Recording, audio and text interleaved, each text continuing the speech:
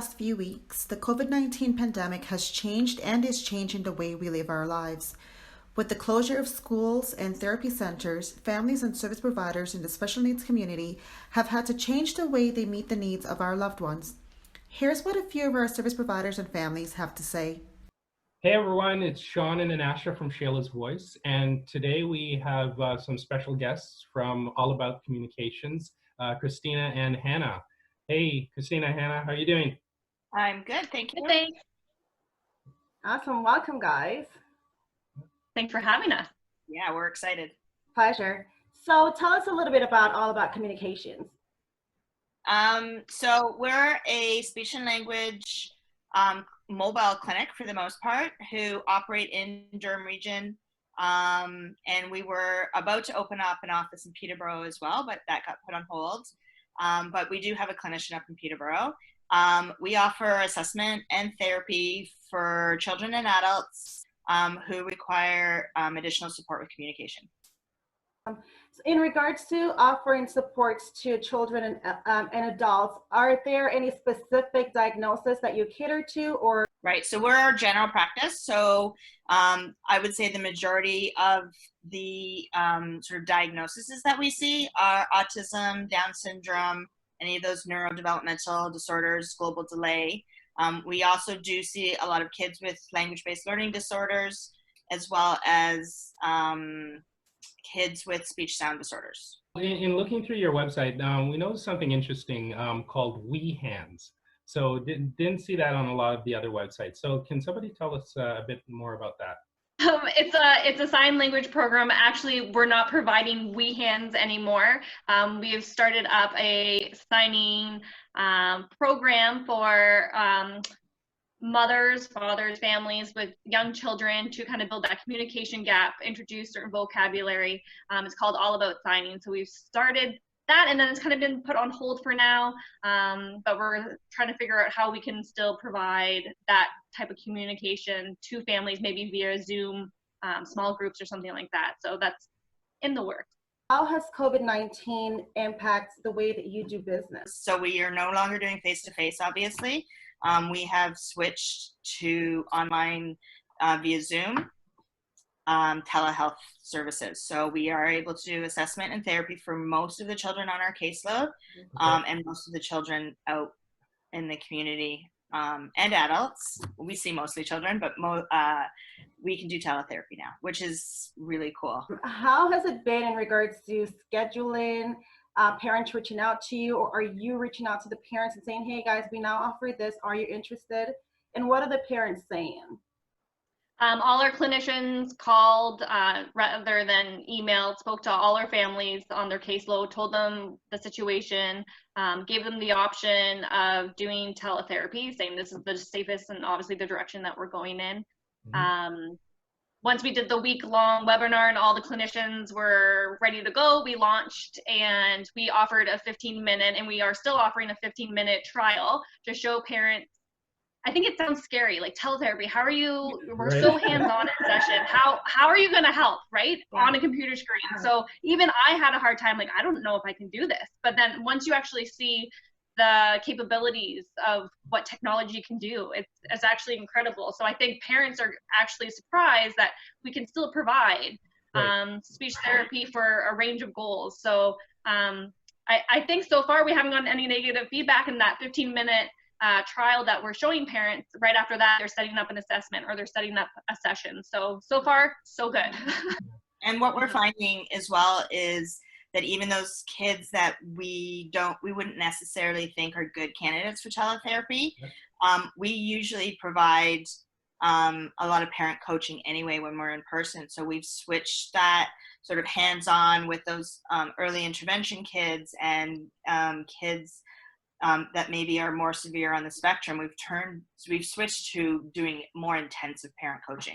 It's funny you mentioned that, because I know in talking to Anasha, she was saying in some of Shayla's therapy sessions, now she fully understands this step by step, and she's actually learning some of the things that the therapist would have put in place for Shayla. So it's really hands-on now. So the parents are, it's a huge advantage for the parents right now. Right? Absolutely.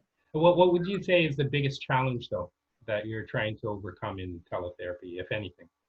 I think it might not be a teletherapy. So just, I mean, in teletherapy in general, I think it would be just the unknown on the parents' end, which is why we're offering the 15 minutes, Right. so that they can get that. I think in these times, there are other challenges though. So one of them is, well, I guess this is teletherapy as well. So we had some clients that don't have access to a computer due to economical situations. Yeah.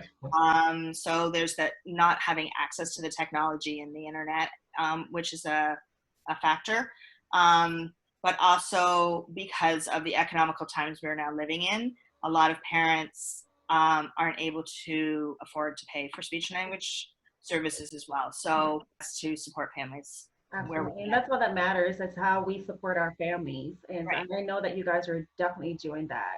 Mm-hmm. So in the equipment during these therapies, how do the parents compensate? Like I'm assuming in some of the therapy sessions, there's certain things that the children have to use or utilize during those sessions.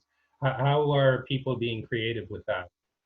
Do a lot of interactive things on Zoom. So Zoom lets you share your screen and use a remote access.